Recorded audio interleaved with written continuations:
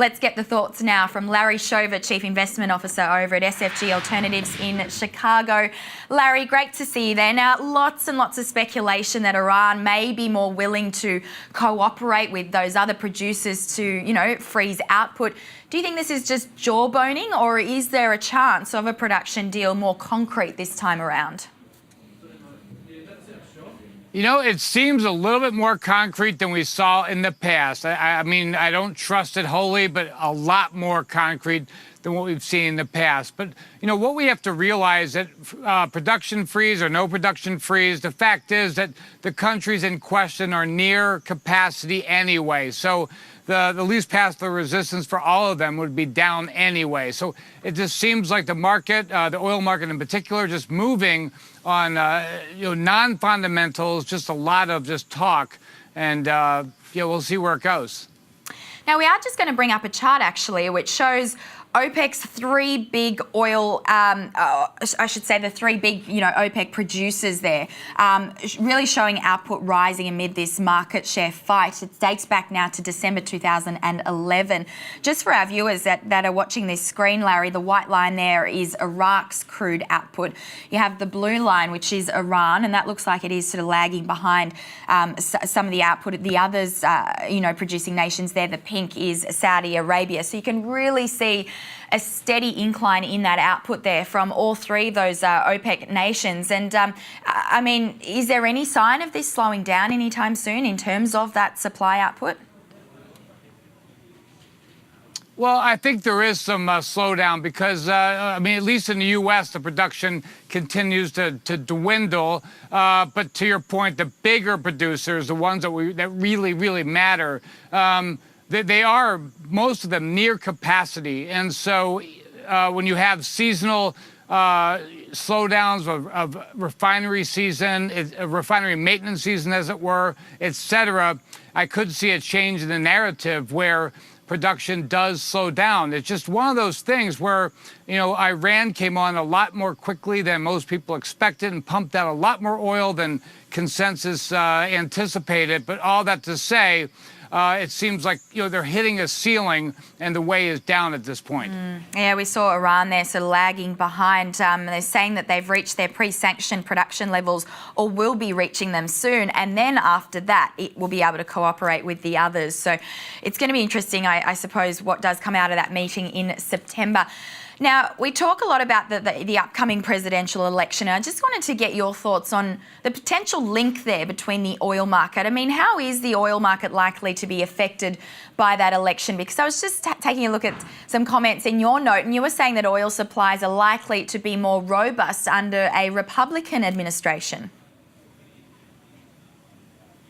Yeah, absolutely more robust under Republican administration, just because they tend to be a little bit more freer on government regulation in general. But that said, it seems like markets in general have just assumed that the Democrats would win the White House. And I think what's up for grabs right now is the House of Representatives. That's the thing. That's the game changer when it comes to all commodities, but especially oil prices, because when it comes to regulation, it seems like the Republicans are a lot more laissez-faire than the Democrats would be.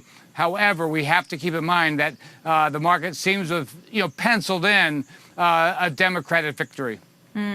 Very interesting. All right, let's move away from oil and sort of talk about the broader market. The big debate, obviously, in the market at the moment is around the clarity of interest rates ahead of the important central bank decisions over the next month or so. Where we stand right now, though, it really seems like the market's not all that concerned by another rise, and they simply don't believe the Fed. Yeah, it's amazing what's going on here. Here, the S&P 500 up 7% for the year. We had the NASDAQ today hit an intraday high. All that to say is, investors are confused and they're just basically searching for yield. What they have to recognize is that at the very, very short term, we are really hooked to what happens with the ECB on September 8th.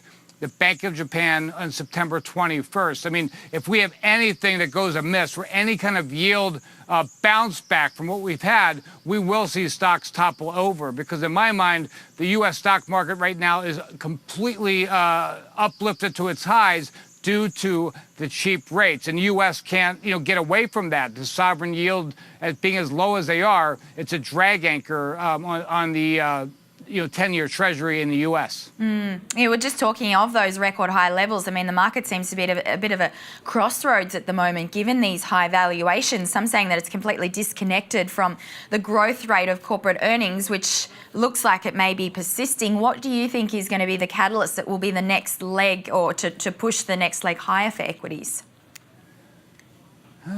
Well, I think if we have a next leg higher in the United States, it would have to come from earnings expansion, something we haven't seen in a very, very long time. Productivity would have to increase, something we haven't seen as well. For my money, I'm still underweight U.S. equities. I still favor emerging market and corporate. That has not worked over the last 6 weeks, but I think overall it will, because we just, earnings per share has not increased. And I think the reward to risk in the U.S. stock market is not there, given this high multiple. And if we do have any kind of rate scare where yields go higher for whatever reason, then the stock market will just go, be pulled down 1-to-1. Now, Larry, you touch on a couple of those catalysts potentially over the coming months, but in the more immediate term, of course, we have the Jackson Hole Conference, which is happening later on this week. The topic of this conference is designing resilient monetary policy frameworks for the future. Of course, there's been a lot of talk about the effectiveness of monetary policy, low rates and so forth, or lack thereof. What are some of the topics that are likely to receive attention at that meeting this week?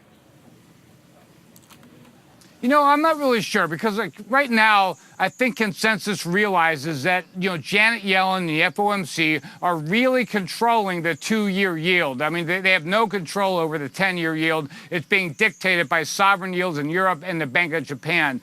But that said, I do believe that what would be dovish, what would be good for the market, would be for her to reiterate that they have no interest in zero interest rate policy.